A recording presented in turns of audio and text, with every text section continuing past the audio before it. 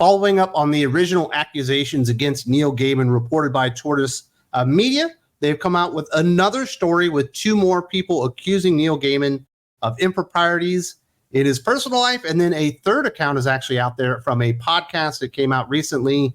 And the numbers and the stories are starting to pile up here, Aaron Sparrow. And I certainly believe in everyone is innocent until proven guilty and they deserve their day in court and stuff.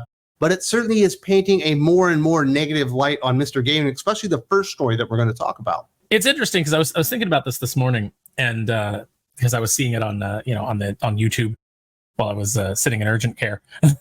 So I'm flipping through my phone. I'm seeing people talk about it. When Johnny Depp got accused of abuse by Amber Heard, there were a ton of ex-girlfriends of Johnny Depp that came out and defended him. So it really kind of like put the lie to what Amber Heard was trying to do. And I think that's why people were so, vehemently in defense of Johnny Depp, because it definitely seemed like he was being maligned. This is not the case with Neil. It's just more and more people are coming out and like kind of like building the mountain of evidence against him. So it's pretty disturbing stuff. I've heard behind the scenes from someone somewhat in the know that there's actually going to be 2 more exposés. So far, we've gotten 2 allegations per story from Tortoise Media. Judging by the way that it's gone so far, that would be at least another 4 out there that haven't been reported quite yet. I guess that they're finally substantiating and finishing touches on the stories or whatever. So this could potentially get much, much worse. And like I said, there's already another story out there coming from a podcast. So it feels like it's definitely going to start raining on Mr. Gaiman, but I don't know that anything's ever going to happen to him, because it does feel like he's being protected for reasons that I'm just not really certain of. And there's a lot of things that, it's like that can't really be proven in a court of law. Like there's a lot of he said, she said. There's, a lot of these allegations are old. It's a tough thing to prove legally. But of course, we all know the court of public opinion is a thing. And whether or not he'll be able to come through this, I guess, depends on how many more there are and how severe they are. It certainly seems that Amanda Palmer is pretty upset about all this. I saw she posted something really kind of like odd and vague, like a copy of Lolita in a trash can today. So yeah, there's definitely like a lot of stuff swirling around. And I do find this first story that we're going to talk about coming from the Tortoise Media article to be the most disturbing one, and certainly almost kind of hits home for me here. Carolyn Walsh, a divorced mother of 3 who lived and worked at Gaiman's Woodstock, New York property from 2014 to 2021. Walsh's then husband also lived and worked the property until 2017. When their marriage ended and Gaiman told him there was no more work for him to be had at the Woodstock home, with no income, Walsh said her work and family's housing were dependent on Gaiman. Quote, there were little hints of, we're going to need the house. And I remember saying, let's talk about it. Let's figure it out. That's when he would just come to my studio and make me give him a blowjob, Walsh told Tortoise. And he can say it was consensual, but why would I do that? It was because I was scared of losing my place. And then when you dig deeper into the story, eventually she did cut off the relationship and then was evicted. And then I guess he gave her a $275,000 payment to sign an NDA to not talk about the details here. It doesn't paint a very nice light on it, but me as somebody that did grow up with a single mother, and there were certainly hard financial times, I've certainly seen my mom and other single mothers be taken advantage of. And that one just kind of really hurt me. You know what I mean? Yeah, that's a pretty disgusting allegation. It's like if you're rich and you've got a house on the back lot and you've got some people working there that that's part of their compensation, but that this woman's a single mother and you're rich, you don't need the, obviously you can afford to have somebody living there without charging them rent. Why would you not do it just out of the goodness of your heart? But a lot of these stories that are coming out about Neil seem, especially if, you're such a big feminist, Neil, you're such a big, supporter of women, but it seems like all of these allegations, you can't help but use the power dynamic that you have over these women to take advantage of them. That's certainly the way that the stories are kind of playing out. I'm all for, if you got a house and you want to rent it out or make it part of the compensation package for somebody, that's well within your right. You own it or whatever. But then to hold the idea that we're going to kick you and your children out on the street and make you be homeless unless you perform sexual acts on me. And then when it does stop, that's when she was in fact homeless and was kicked out. Thankfully, Well, not really. Thankfully, he did give her the payout, so she likely didn't have to go on the streets or live in a car or anything like that. But it certainly does feel like a power dynamic there, where he was utilizing vague hints at threats and stuff like that to coerce somebody into doing what he wants. But it really does start to paint a picture that's really who he was, somebody that wants to use his own power, his own status within not only the comic book media, but all of media, and really just kind of lord it over people and get him to do what he wants. It's not looking good, is it? It's, No. part of you, like, you hope that when these allegations come out, you're like, oh, I hope they're not true, because, you don't want to think of anybody being victimized that way. But then, and you also don't want to think of somebody who's, maybe work that you've liked being a complete scumbag. But then at the same time, if the allegations aren't true, then that means that there's a ton of people out there that are willing to lie about these sort of things. And that's not a great situation either. So this is just one of those things where it's like, there's no winners no matter which way you go. But it certainly seems like the evidence is stacking up against Neil. And if there's going to be even more people coming forward, more situations that people are describing, I don't know where you go from there. It's especially when you have repeatedly told us that we need to believe all women. You've been out there as the champion of feminism, but now you want to say that these women are lying. It's always funny when it comes for you, isn't it? None of this stuff has been litigated in a court of law. It is he said, she said, but there is an NDA in there. And that means that he was paying her not to speak about something. And these allegations are certainly up there. Julia Hobsby, the second woman in the Tortoise News report, was then 22 years old when allegedly Gaiman made an aggressive, unwanted pass at her London flat in 1986. Gaiman then allegedly jumped on her out of the blue, forced his tongue into her mouth, and pushed her onto the couch before she broke free. After that incident, Hobsby broke contact with the author. That feels like pretty much like textbook sexual assault. That's how it would be trained when I was in the military nowadays, is how it would be treated. When did this Unfortunately, take place? that's like 40 years old. Yeah, okay, so 40 years ago, we didn't have kind of like the same understanding of sexual assault, and he could say, oh, she was giving me the signals, and it's one of those he said, she said. But it definitely, again, it just kind of like sets up a pattern of a powerful man that thinks that he's got some kind of like rock star status, and he can kind of do what he wants, and that everybody is into him because of his status. And misreading, maybe misreading cues, and thinking that just because someone's hanging out with you because they like your work, that means that they want to give you a go. I don't. God, this is a disgusting subject. I hate talking about this stuff. No, I hate talking about this stuff. It's awful. The thing with a lot of these allegations is they are he said, she said. And on their own, they would be very, very difficult to litigate, especially in a court of law. In civil court, the liability of proof and prosecution, all that stuff is certainly not quite as high as without a reasonable doubt.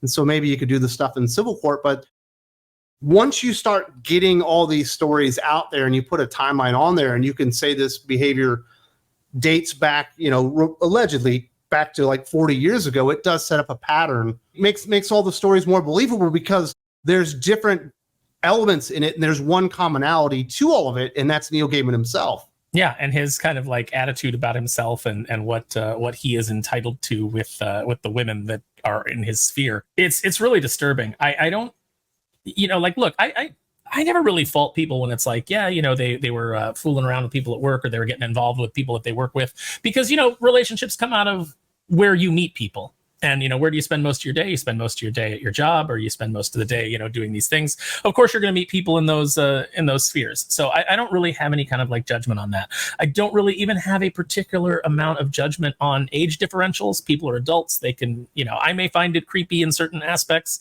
When you get into certain age ranges and certain ages, obviously, but it's all legal. It's all consenting adults. But when you get into this stuff where it's like this guy is allegedly forcing himself on people, he's holding his power over them, he's telling this woman that she's going to be evicted if she doesn't perform sexual favors for him. It's absolutely disgusting. I absolutely, I can't stomach this. It's really gross. A third woman using the pseudonym Claire spoke out about her experience with Gaiman on a separate podcast titled I Am Broken: Survivor Stories. Claire said she first met Gaiman at a book signing in 2012 According to Claire, Gaiman then invited her and her friend to the next stop on his book tour, and they proceeded to carry on a 10-month relationship in person over email, text messaging, and Skype. Claire alleged that on one occasion, after attending an after party with Gaiman, she sat on his lap on a car ride back to the hotel where he allegedly tried to feel up her dress. When they arrived at the hotel lobby, Claire said he continued the unwanted advances and pressed her against the wall, kissed her, and put his tongue in her ear. Claire said at the time she kissed him back despite feeling gross because it was Neil Gaiman, describing the power she said she had over her because of his status.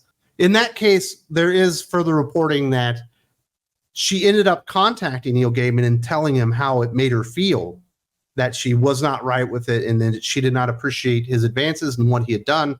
And he did give her, in her estimation, a heartfelt apology, not realizing the way that he had come across. And she had kind of forgotten about the situation and what had happened, I guess, 12 years ago at this point. But then when she saw all the other allegations coming out there, she wanted to support the other people that were out there that were having things of this nature also happen to them. So there's another story coming out from a podcast. And once again, very, very unflattering on the part of Mr. Gaiman, that perhaps he's not able to read signals, or he's using his fame and notoriety to get his hands on women, whether they like it or not. In this case, at least he gave her an apology, and she felt it was heartfelt. Why was she sitting on his lap? Was it because the car was like they were out of room to me? Okay.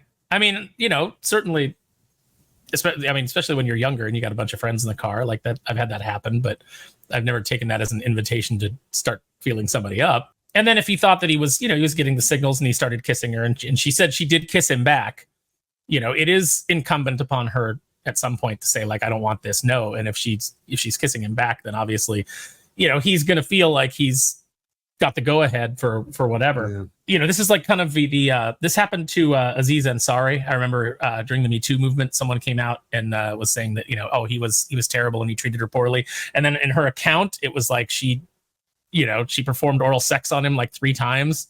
But and then it's like, but I didn't want him to do anything else, and it's like, but she never told him she didn't want him to do anything else.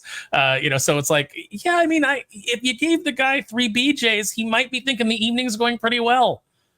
At some point it is a responsibility of yours to draw the line if something's happening that you don't want to happen. I understand it's scary. I understand there's a lot of things that go into it. I understand, especially if you respect the person or if they're powerful. I understand all those dynamics, but there is a point where, you can't reciprocate. You have to tell them in no uncertain terms. And it does sound like she did that after the fact and that he did apologize, but it doesn't in any way lessen the pattern of behavior that we're seeing from all of these accusations either. Yeah, unfortunately there. And, I want to keep a very unbiased perspective on this. Hey, these are the allegations that are out there, yet to be fully proven in a court of law or even in civil court or anything like that. But they are laying out a pattern there that you have to take seriously. This isn't a 1-off, 2-off. Now we're up to 5. Sounds like there's more coming down the pike. But then, based on your life experiences and the things that you've seen, when you hear a story like the first one about the mom with their kids becoming a single mother and being taken advantage of, like, it does get the blood boiling, whether you want it to or not. At least in my case, like, it's difficult, like, not to feel with that situation when you've been around stuff like that. Well, and just not to feel for the person, it's like, this is somebody whose marriage has fallen apart. They're vulnerable. They've got their kids, obviously they don't want their kids out on the street. And then this guy swoops in and is like, well, you can stay here, but you're going to have like a little quid pro quo. That's just, ugh. Yeah, just taking advantage of vulnerable people. Just never really sits right with you. Yeah. This whole situation, that's so inadequate to say, but I don't know. This subject is so disgusting. This behavior is so disgusting. You and I both grew up with single mom households, and I love my mother dearly. Unfortunately, she's not with us anymore. And, she didn't always make the most responsible choices out there. But I also know from the stories that I've heard, and speaking to her, that a lot of people did like to try to like almost target her. A lot of men did, because she was a single mom, and they seemed like easy targets, apparently, because my dad wasn't in the picture. And it does to hurt the heart to know that it's happening to other people out there. And, I feel terrible for the kids more than anybody. Yeah, no, it's really disgusting. And it's really disgusting to use a mother's love for her children against her. And if that is indeed what happened, then if he is guilty of this, then I hope that he suffers the full recompense of his actions. I don't know if we get that. I mean, certainly his career is damaged. I know that a lot of people are trying to protect him. If he did it, I hope he gets what he deserves. If he didn't do it, I hope he's exonerated. I mean, I guess that's the long and the short of it. I genuinely hope that none of this happened, and maybe it was all misunderstandings. But once you start getting things starting to pile up on themselves, and then when you see the details and they're not very flattering, you do have to take the stuff seriously. So it's very disgusting, and I do think the story is going to get bigger and bigger as more stories come out about Neil Gaiman and his behavior. I did see, something else that to throw into this is that I did see, I think it was JDA reporting on the fact that there's apparently like rules within some of the workshops that are called the Gaiman rule, which is, you don't let certain people mentor like the young women. And apparently that's something that, and so if that's something that's also happened, then clearly there's some kind of pattern, or there's some kind of complaints, or this has been a known kind of situation that has occurred around him. And that doesn't help his case either. Absolutely. So those are the details out there. Not fun to talk about. I do appreciate Aaron joining me today and talking about something that clearly makes him uncomfortable.